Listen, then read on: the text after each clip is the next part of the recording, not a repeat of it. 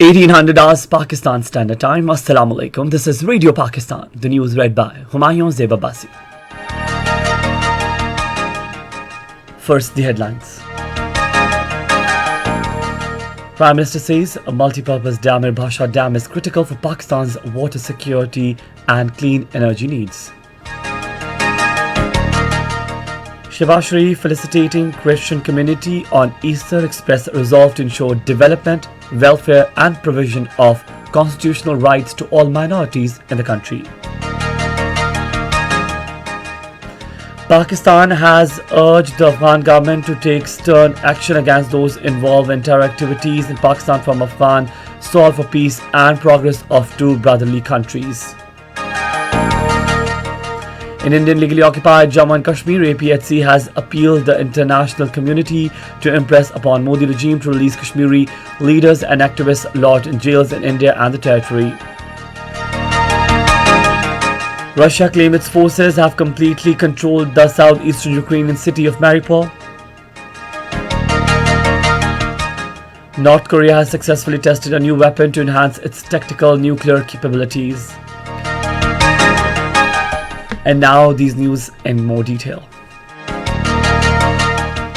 Prime Minister Mohammad Shehbaz Sharif says completion of the Amar Bhasha Dam would serve as future lifeline for country's economy. Speaking after a briefing on construction of the Amar Bhasha Dam in the Amir today, he said the project will augment the power generation and boost agricultural activity. The Prime Minister directed to expedite work on the project to complete it by 2026 instead of 2029. Terming a gigantic task, the Prime Minister showed all-out support of the federal government to complete the project as early as possible.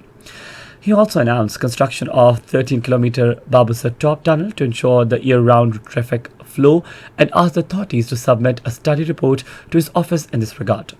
He also directed authorities concerned to submit a report within a week for construction of fully equipped hospital in the area to provide the latest health facilities to population of the area. Earlier, Chairman WAPDA, Lieutenant General retired Muzammil Hussain, briefed the Prime Minister on the ongoing Amar Bhasha Dam project. Prime Minister Shehbaz Sharif says multi-purpose Amar Bhasha Dam is critical for Pakistan's water security and clean energy needs. In a tweet today, he expressed hope that this project can be completed by 2026 to 2027 instead of initial deadline of 2029. He said nothing is impossible to attain if we put our hearts and soul into rebuilding Pakistan. Balochistan National Party Chief Akhtar Mengal and Balochistan Awami Party's parliamentary leader Khalid Maksi called on Prime Minister Shehbaz Sharif in Islamabad today. Congratulating the Prime Minister on assuming the office, they pledged to work with the federal government for the socio-economic development of the country. The Prime Minister thanked Akhtar Mengal and Khalid Maksi for their determination to work together for the stability of democracy and welfare of public in the country. Christian community across the world and in Pakistan is celebrating their annual religious festival of Easter today. Special services are being held at churches across the country.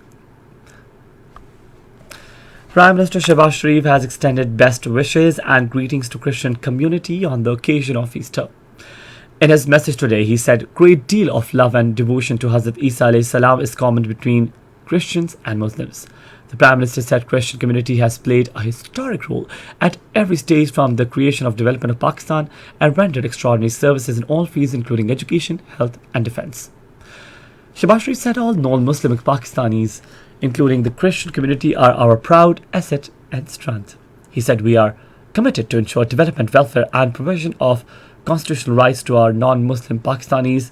He appealed for special prayers for the development of Pakistan, promotion of peace, love in the world and elimination of conflicts and hatred. Sindh Minister for Minority Affairs Gyanchand Israni also extended greetings to the Christian community on the occasion of Easter.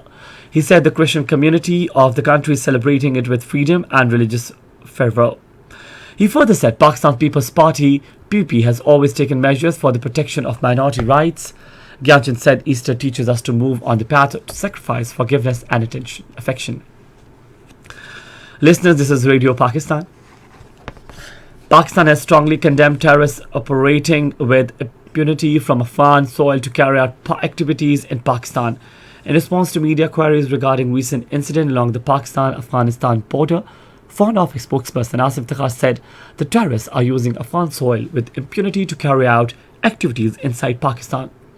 He said this is detrimental to our efforts of maintaining peace and stability along Pak-Afghan border.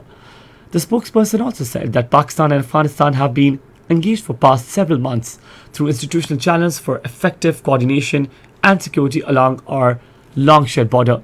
He said unfortunately elements of banned terrorist groups in the border region, including TTP, have continued to attack Pakistan's border security posts, resulting into martyrdom of several Pakistani troops.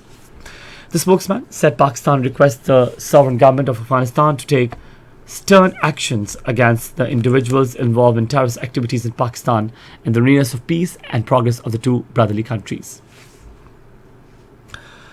Listeners, King Salman Humanitarian Aid and Relief Center has started a project to support food security for the year 2022 by distributing to 75,000 food packages in Pakistan. According to the details, the distribution will be completed in 3 phases in collaboration with the National Disaster Management Authority in all provinces of Pakistan.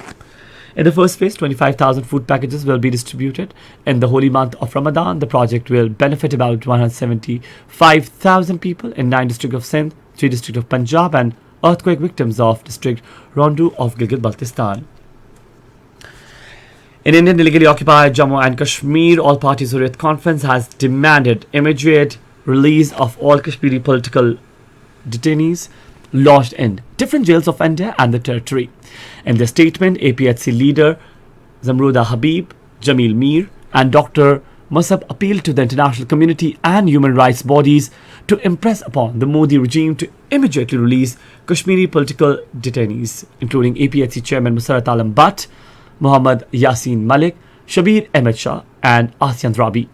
The APHC leaders also paid glowing tributes to the liberation leader S. Hamid Wani, who was killed in the custody of Indian police on April 18, 1998 in south area of Srinagar. Meanwhile, at least 6 policemen were injured in a stone pelting incident in Virwa area of Batgam district today. On the other hand, a joint team of National Investigation Agency and the newly constituted State Investigation Agency raided the office and residence of renowned jail journalist Fahad Shah in Srinagar, slapped with Black Law Public Safety Act on the charge of posting pictures of fake encounter victims on social media. Fahad Shah is presently lodged in Kupwara jail. Japan's largest and oldest English language daily, the Japan Times, has slammed the Indian authorities for limiting free speech and harassing journalists in the illegally occupied Jammu and Kashmir.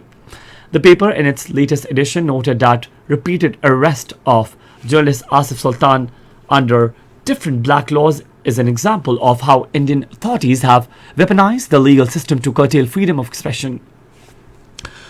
North Korea has successfully tested a new weapon to significantly enhance its tactical nuclear capabilities. The country's official news agencies reports the newly type tactical weapon will improve the firepower of frontline long-range artillery units. It said the country's top leader Kim Jong-un has given instructions for further building up the defense capabilities and nuclear combat forces of the country. Earlier, South Korea and North has launched 2 missiles into the sea last night. Russia claims its forces have completely controlled the southeastern Ukrainian city of Mariupol and given an ultimatum to Ukrainian soldiers to surrender. However, hours after the deadline, there are no signs of surrender by Ukrainian soldiers. Meanwhile, the Ukrainian military said Russian airstrikes on Mariupol continued along with assault operations near the port.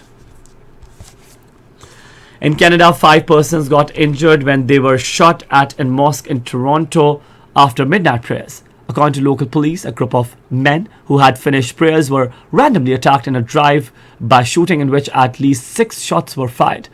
Police says it remains unknown how many suspects were involved in the shooting. And that is the end of the news. For more news and analyses, you can always log on to our website radio.gov.pk. You can also watch a live video streaming of our bulletins on the link facebook.com/Radio Pakistan News Official.